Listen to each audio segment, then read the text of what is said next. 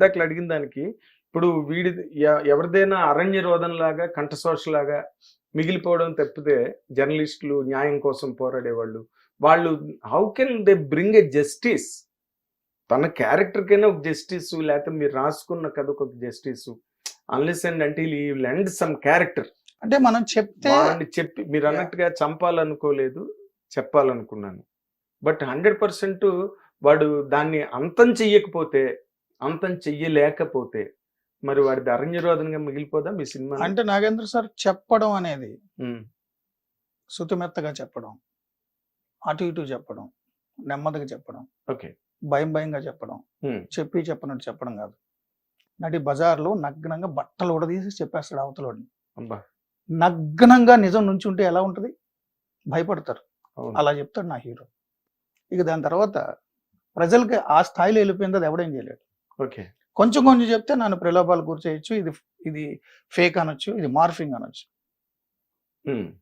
నగ్నంగా చూపిస్తా. అంటే మీరు నాకు చెప్తుంటే అంకుశల్ సీన్ గుర్తొస్తుంది సార్. రామిరెడ్డిని రోడ్డు పెడతాడు కదా రాజశేఖర్. నిజాన్ని ఆ స్థాయిలో చూపిస్తాం. ఓకే, ఇంకా అవతల వాళ్ళు కాదనడానికి లేదు, చేయడానికి లేదు. వాళ్ళంతటి వాళ్ళు తల ఎక్కడ పెట్టుకోవాలంతే. ఏది నేను చెప్పేది అక్రమాల అవినీతికి సంబంధించింది క్యారెక్టరైజేషన్ లో. ఎగ్జాక్ట్లీ. కానీ ఇప్పుడు మీ వరకు వచ్చేసరికి ఏమవుతుందంటే మీరు దాదాపుగా చాలా నిర్భయంగా, నిస్సంకోచంగా, నిస్సందేహంగా మీరు చాలా విషయాల్ని నగ్నంగానే మీ ప్రోగ్రామ్స్ లో బయట పెడుతున్నారు, అన్ని చేస్తున్నారు. ఇప్పుడు కొన్ని ఎంత మీరు నగ్నంగా బయట పెడదాం అనుకున్నా ఒక 70% వరకు తీసుకురాగలుగుతారు. ఒక 30% ఎప్పుడు బ్యాలెన్స్, ఈవెన్ 40% ఆల్సో. ఇప్పుడు అలాంటివన్నీ మీకు తెలిసినవి బయట పెట్టలేనివన్నీ ఇప్పుడు ఈ సినిమాలో పెట్టారా? అంటే ఈ సినిమా ఫిక్షన్ అండి, ఈ సినిమా ఫిక్షన్. అయితే సమాజంలో జరుగుతున్న అక్రమాలు, అవినీతి, అకృత్యాలకు సంబంధించి నేను ఎక్కడెక్కడో చూసిన అన్ని కలిపి రాసుకున్నా. ఓకే, ఒక పర్టికులర్ రాశానంటే అది ఆ పర్టికులర్ పర్సన్కు, ఆ పర్టికులర్ సంఘటనకు సంబంధం లేదు. బట్ ఆ ప్యాటర్న్ ఏదైతే ఉంటుందో ఆ ప్యాటర్న్కి సంబంధించి అక్రమాలు, అవినీతి, రాజకీయాలు ఏం జరుగుతుందని రాసుకున్నాను. ఓకే. సో ఇవి నేను రిపోర్ట్ చేసినవే, నేను చదివినవే. అందుకే నేను కాకపోతే సేమ్ కాదు, ప్యాటర్న్ అలా ఉంటుంది. ప్యాటర్న్ అట్లా ఉంటుంది. అంటే ఇప్పుడు సినిమాటిక్ గా రాసుకుంటా. ఏదైనా సినిమాటిక్ గా మహాత్మా గాంధీ సినిమా తీసినప్పుడు కూడా వాళ్ళు సినిమాటిక్ గా తీయక తప్పలేదు. 15 ఏళ్ళు రాశారు స్క్రిప్ట్. అవును, మహాత్మా గాంధీ స్క్రిప్ట్. ఎస్. ఇప్పుడు మీరు చేసే దాంట్లో ఏంటంటేనండి, ఈ మీరు వ్యక్తులకు ఎక్కడైనా కనెక్ట్ అవుతుందా, లేకపోతే మామూలుగా డిస్క్లైమర్ వేస్తారు కదా, ఇందులో పాత్రలన్నీ కేవలం కలుపుతాం, నేను అలా రాయాల్సిన పని లేదు. డిస్క్లైమర్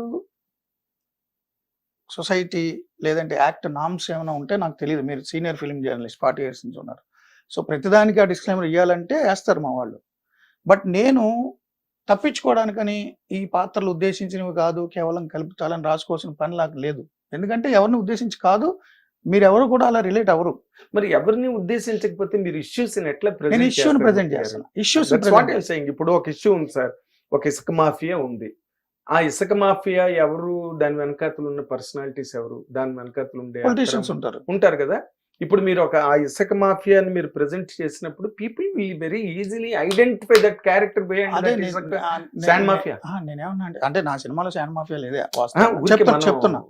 శాండ్ మాఫియా ఉందంటే మీరు ఒక పర్సన్ కాదు, ఇక్కడ 175 అక్కడ 119 అన్ని చోట్ల రిలేట్ చేసుకోవచ్చు. ఆ గోదావరి కృష్ణ పరివాహక ప్రాంతంలో ఉండున్న ప్రతి పొలిటీషియన్ రిలేట్ చేసుకోవచ్చు. ఒకటే పరిమితం కాదు. అవును, పొలిటికల్ సిస్టమ్ అలా తయారైంది, ఒక పార్టీకి సంబంధం అని కాదు.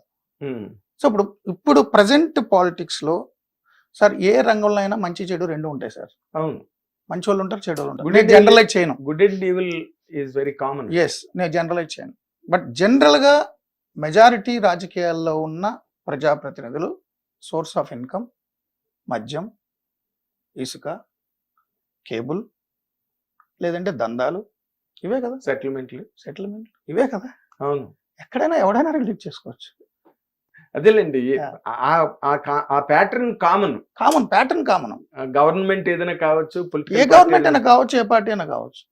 సో మీ అబ్జర్వేషన్ లో, అంటే మేము మీడియాలో చాలా కాలంగా ఉన్నా డైరెక్ట్ డైలీ జర్నలిజం లో నాకు కొంతవరకే నాకు రిలేషన్ పొలిటికల్ రిపోర్టింగ్ వైపు నేను కొన్నాళ్ళు ఉన్నాను. But my core competence is cinema.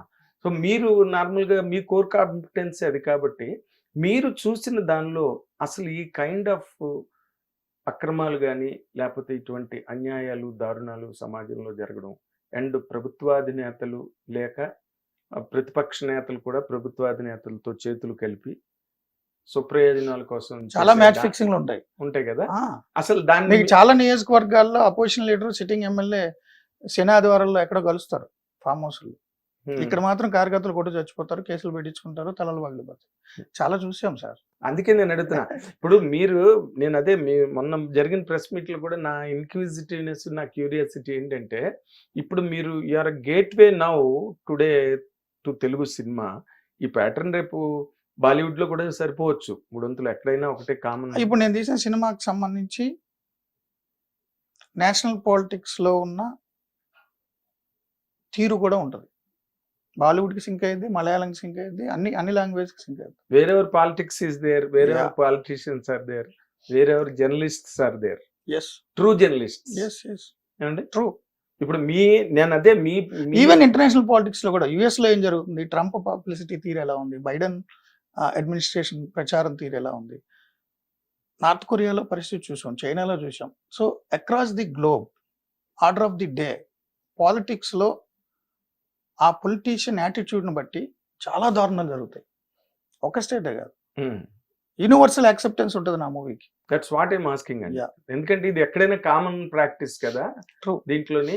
But where the justice is lost అండి, న్యాయం ఎక్కడ మిస్ అయిపోతున్నది? ప్రజల నుంచి. ప్రజలు తప్పు. ఎలా అంటే సార్, ఇప్పుడు ఈ రూమ్ లో మనం 10 మంది ఉన్నాం, చిన్న యూనిట్ గా తీసుకుందాం. ఈ 10 మంది ఒకరిని ఎన్నుకోవాలి. ఎందుకంటే రోజువారీ వాళ్ళ పనులు వాళ్ళు చేసుకోలేరు కాబట్టి డెమోక్రసీ వచ్చింది. ఇప్పుడు దేశంలో ఉన్న అందరూ కోర్టుకు వెళ్ళి తాము వాదించుకోలేరు. పర్సన్ ఇన్ పర్సన్ వాదించుకోలేరు. సో వాళ్ళ తరపున లాయర్ ఉంటాడు. సో దేశంలో ఉన్న వాళ్ళందరూ చట్టసభల్లోకి వెళ్ళి చట్టాలు చేయలేరు కాబట్టి వాళ్ళ తరపున ఒక పీపుల్స్ ప్రతినిధి అదే మీ టైటిల్. సో ఈ నేపథ్యంలో ప్రజలు తమ తరపున ఒక ప్రతినిధిని ఎన్నుకోవాలి. ఎన్నుకున్న వ్యక్తికి అంటే సిస్టమ్ ఉంటుంది, ముఖ్యమంత్రి, ప్రధానమంత్రి, వాళ్ళకి ఎన్ని హక్కులు ఉన్నాయి, అధికారులు ఉన్నాయి. సో నీ జీవితాల్ని, నీ తలరాతలను రాసేటటువంటి వ్యక్తులను ఎన్నుకొని నీకున్న అధికారాలను వాడికి కట్టబెడుతున్నావు. నిన్నే కాదు, నీ తర్వాత తరాల తలరాతలను కూడా వాడు శాసిస్తాడు. 5 ఏళ్ళు అధికారంలో ఉండి వాడు రాసి వెళ్ళిపోతాడు. మీకు బ్రిటిష్ వాడు రాసిన చట్టాలు కూడా ఇప్పుడు కూడా అమల్లో ఉన్నాయి కదా. మొన్న కదా ఇప్పుడు సిఆర్పిసిలు, ఐపీసీలు మొన్న ఏదో పేర్లు మార్చారు.